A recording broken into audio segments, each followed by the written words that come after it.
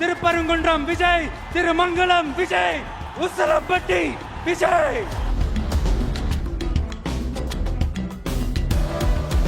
মোদির দিন বোধহয় আসলেই ফুরলো, কারণ বিজেপিতে তিনি এখন কোণঠাসা।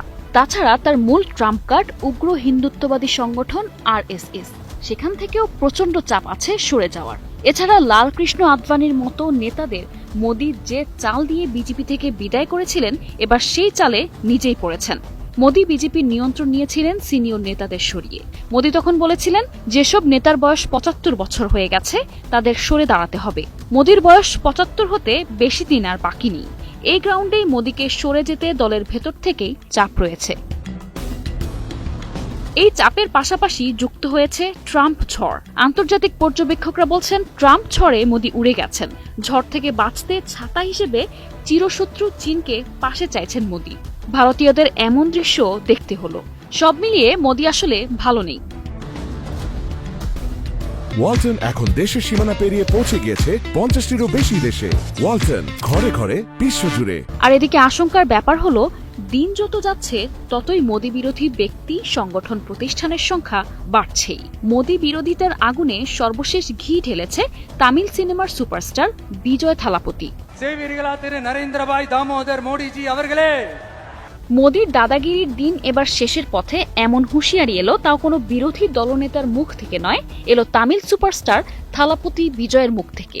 রাজনীতির মঞ্চে পা রেখে যেভাবে তিনি মোদিকে ফ্যাসিস্ট আখ্যা দিলেন আর বিজেপিকে মতাদর্শিক শত্রু ঘোষণা করলেন, তাতে দক্ষিণ ভারতের রাজনীতিতে যেন নতুন ছক আঁকতে শুরু করেছে। সিনেমার পর্দা ছেড়ে বাস্তবের মঞ্চে থালাপতি বিজয় এখন মোদি বিরোধিতার এক নতুন পোস্টার। বৃহস্পতিবার মাদুরাইয়ে টিভিকে এর দ্বিতীয় সম্মেলনে বিজয় যা করলেন তাতে মনে হচ্ছিল মোদি স্টালিন একসঙ্গে কোনো ব্লকবাস্টার সিনেমার ভিলেন, আর থালাপতি তার একাই হিরো। বক্তৃতায় যেন সংলাপের ঝড়। আক্রমণে মোদির দিল্লি আর স্টালিনের চেন্নাই, দুটোই কেঁপে উঠল শব্দ তাণ্ডবে। ২০২৬ সালের বিধানসভা নির্বাচনকে সামনে রেখে এটি ছিল তার রাজনৈতিক মঞ্চে পূর্ণ মাত্রায় আত্মপ্রকাশের প্রস্তুতি। বিজয় অভিযোগ করেন, বিজেপি নেতৃত্বাধীন কেন্দ্রীয় সরকার দেশের মুসলিম সংখ্যালঘুদের টার্গেট করছে, তামিলনাড়ুর জেলেদের অবহেলা করছে এবং রাজ্যের সাংস্কৃতিক ও ঐতিহাসিক পরিচয়কে দমন করার চেষ্টা চালাচ্ছে।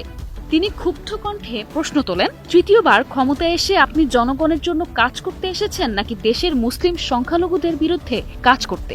বিজয় জোর দিয়ে বলেন, বিজেপির নীতিমালা কখনোই তামিলনাড়ুতে শেকড় গাড়তে পারবে না। প্রধানমন্ত্রী নরেন্দ্র মোদির দিকে সরাসরি আঙ্গুল তুলে থালাপতি অভিযোগ করেন, বিজেপি তামিলনাড়ুর প্রয়োজনীয়তা ও স্বার্থকে উপেক্ষা করছে। তিনি আরো বলেন, আপনারা আমাদের দরকারি কিছুই করছেন না, আরএসএস এর সঙ্গে মিত্রতা করে তোষণের রাজনীতি চালিয়ে যাচ্ছেন, ভাবছেন ২০২৯ পর্যন্ত আরামে চলে যাবে। পরিষ্কার করে দিচ্ছি, জলের ফোঁটা যেমন পদ্ম ফুলে টেকে না, তেমনি তামিলরাও বিজেপির সঙ্গে টিকবে না। নরেন্দ্র ভাই দামোদর মোদিজি அவர்களே। এদিকে প্রথমবারের মতো থালাপতি বিজয় সরাসরি সমালোচনা করলেন এআইএডিএমকের। বিশেষ করে এমজি রামচন্দ্রনের মৃত্যুর পর দলের নেতৃত্ব নিয়ে প্রশ্ন তুলেন তিনি।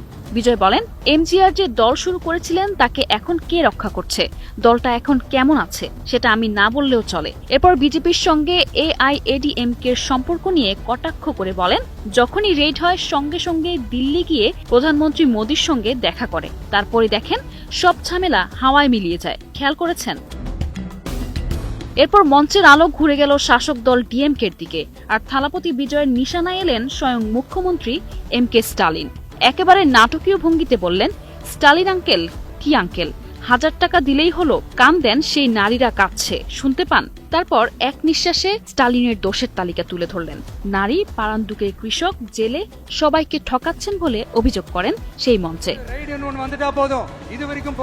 দক্ষিণী তারকা মাদুরাইয়ে আয়োজিত মহাসমাবেশে ভক্ত আর কর্মীর ঢল নামিয়ে যেন প্রমাণ করলেন, তিনি শুধু সিনেমার নায়ক নয়, রাজনীতির ময়দানেও সমান দাপট দেখাতে প্রস্তুত।